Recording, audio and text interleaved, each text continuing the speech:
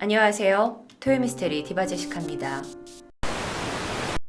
여러분의 구독은 저에게 큰 힘이 됩니다.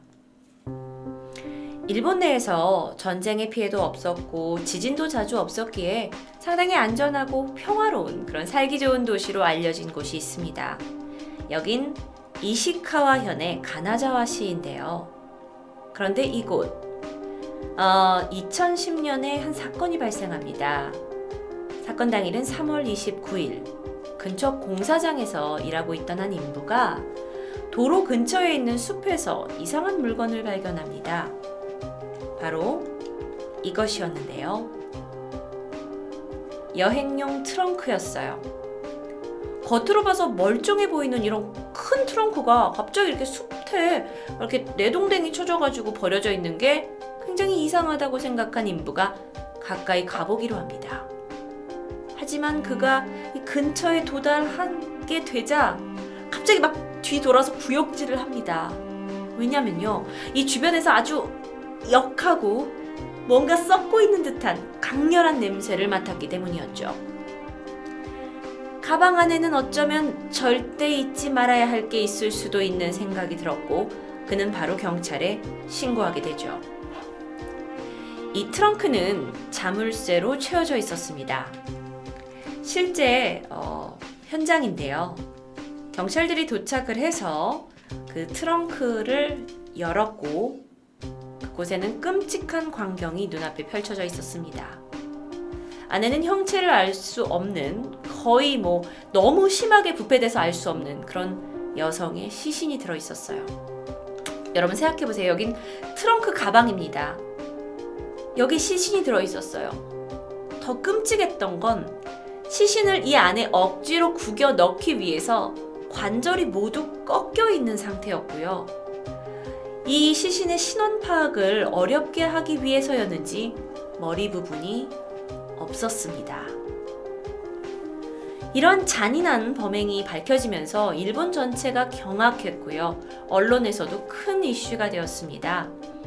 여론이 이렇게 들끓게 되니까 일본에서도 이 사건에 90여 명에 달하는 대대적인 인력을 투입해서 수사 본부를 세우고 수사가 시작됐죠. 시신을 부검했습니다.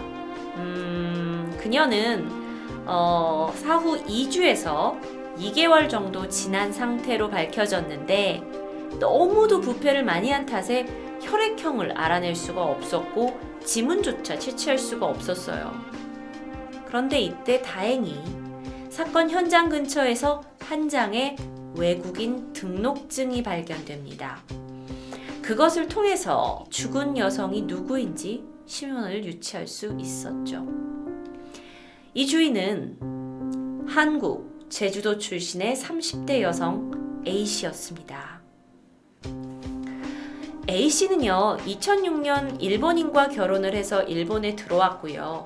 원래 살던 곳은 이시카와현에서 400km 정도 떨어진 오사카였다고 해요. 그런데 오사카에서는 그녀가 시신으로 발견되기 6개월 전인 2009년 9월 달에 실종 신고가 된 상태였습니다. 경찰은 일단 그녀의 신원을 확인하고 나서 주변 인물들을 탐색하면서 점점 수사망을 좁혀가기 시작합니다. 그리고 이 사건이 일어난 지 4일 뒤인 4월 1일. 이게 이제 막 언론에서 대대적인 보도를 멈추지 않았고요. 수사본부가 막 몇 명이서 꾸려졌다 막 이런 소식에 압박감을 느꼈던 걸까요? 누군가 경찰서의 문을 두드리고 자신이 범인이라면서 자수하게 됩니다. 그는 무직의 60대 남성 이누마 세이치였습니다. 경찰 진술에서 내가 살인한 여성은 하루코라는 이름을 쓰는 한국 여성이었다. 데리헤루라는 광고를 통해서 그녀를 3차례 만났다고 진술합니다. 데리헤루라는 것은 딜리버리 헬스의 일본식 발음이라고 해요. 근데 이게 출장 성매매 서비스라고 합니다. 이누마 세이치는 A씨를 왜 살해했냐라는 살해 동기를 묻는 질문에 잡지에서 광고를 보고 이 여성을 불렀는데 그녀가 나왔고 그래서 한 번 만났는데 이후에 막무가내로 나를 찾아와가지고 성매매를 제안을 하고 심지어 돈까지 나한테 요구했다. 나는 이것을 거부했지만 다만 그녀를 달래기 위해서 맛있는 것을 사주기도 했고 내 집에서 잠을 재워 보내기도 했다. 나는 친절하게 대했다라고 진술합니다. 그런데 그의 말에 따르면 자신을 계속 괴롭혔던 그녀가 돈 요구가 끊이지 않았고요. 급기야 자신의 남자친구라고 부르는 야쿠자를 불러내서 막 돈을 뜯어내려고 하는데 이걸 막으려고 그녀와 실랑이를 하던 중 목을 조르게 됐고 잘못해서 급소를 눌러 그녀를 사망하게 했다고 진술합니다. 후에 시신을 유기할 방법을 찾다가 여행 가방에 넣어서 유기했는데 그녀의 몸이 다 들어가지 않자 차 안에서 톱으로 목을 절단했다고 진술합니다. 그리고 그는 마지막 진술에서 결코 나는 계획적으로 살인을 저지른 것이 아니었다고 강조하게 되죠. 경찰은 그의 자택을 조사합니다. 근데 이곳에서 여성용 손거울, 손톱, 그리고 수많은 호텔의 라이터, 그리고 자신의 범행에 관한 자기가 모아놓은 신문기사가 발견되는데요. 경찰은 이를 통해서 이누마 세이치가 성매매를 자주 했던 것으로 추정하게 됩니다. 그런데 한편으로요. 연일 이렇게 대대적으로 사건을 보도하던 일본 뉴스가 어째서인지 사망한 여성의 신원이 성매매를 하던 한국인 여성이라는 사실이 알려지게 되자 조금 잠잠해져요. 그리고 심지어 성매매했던 한국 여성한테 비난의 화살이 날라오게 됩니다. 그러면서 한편으로는 이누마 세이치는 평소 건실하고 착한 성실한 사람이었다. 그리고 스스로 이렇게 자수까지 했으니까 충분히 이거를 좀 정상 참작을 해야 되는 거 아니냐라는 이런 식으로 일본 여론이 점점 좀 그에게 유리하게 흘러가고 있었습니다. 그가 살인범인데도 불구하고요. 더욱더 안타까운 사실은 그 A씨 있잖아요. A씨는 사실 그렇게 자신의 그 동포인 한국 사람들에게도 차가운 대접을 받았던 것 같아요. 단 한 명의 친구가 그녀와 오랫동안 연락이 되지 않고 나서 걱정이 돼서 실종 신고를 했던 거고요. 대한민국 영사관에까지 신고를 했지만 사실 그곳에서도 어떤 조치를 취하지는 못했고요. 또 일본 경찰이 이시카와 현의 한국인 여성 성매매 업소에 이제 하루코라는 여성을 아십니까? 라고 하고 이제 막 다 돌아다니면서 물었다고 해요. 하지만 한결같이 수사 협조를 거부합니다. 사건에 연루되기 자체를 굉장히 꺼려했던 거예요. 아무래도 성매매 업소와 관련 있는 사람들이 대부분 좀 불법적인 일과 관련되어 있거나 또는 불법 체류자였을 수도 있기 때문에 그녀에 대해서 너무 가깝게 연루되고 싶지 않았을 수도 있죠.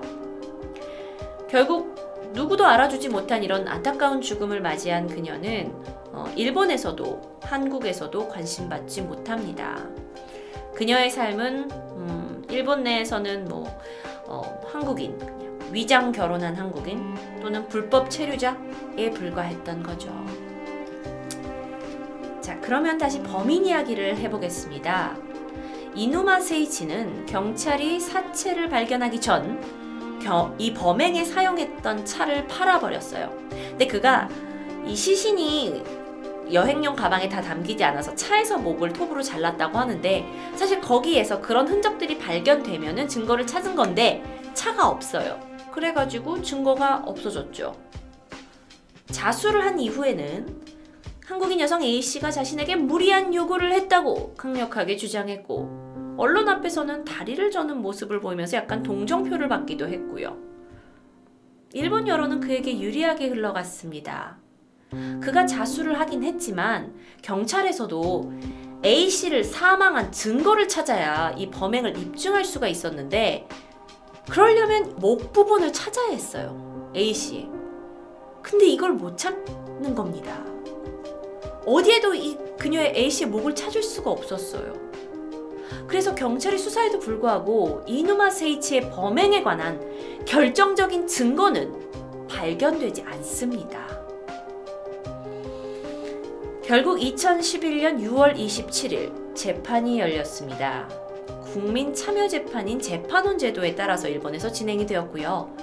재판원들은 피해자의 주검의 질식사로 보이는 소견이 없고 너무 부패돼서 알 수 없었으니까요. 그리고 그걸 증명할 증거도 없다. 이해되세요? 그는 목을 졸라서 죽였다라고 했는데 그거에 대한 증거를 찾을 수가 없었고요. 이건 판단이 어렵다라는 의견을 내게 됩니다. 즉 결정적인 살인의 증거와 살인 동기 또는 의사를 명확히 밝히기 어렵기 때문에 그의 살인 혐의는 적용되지 못했고 상해치사, 시체 유기죄만이 성립되어 그는 징역 9년을 선고받게 되죠.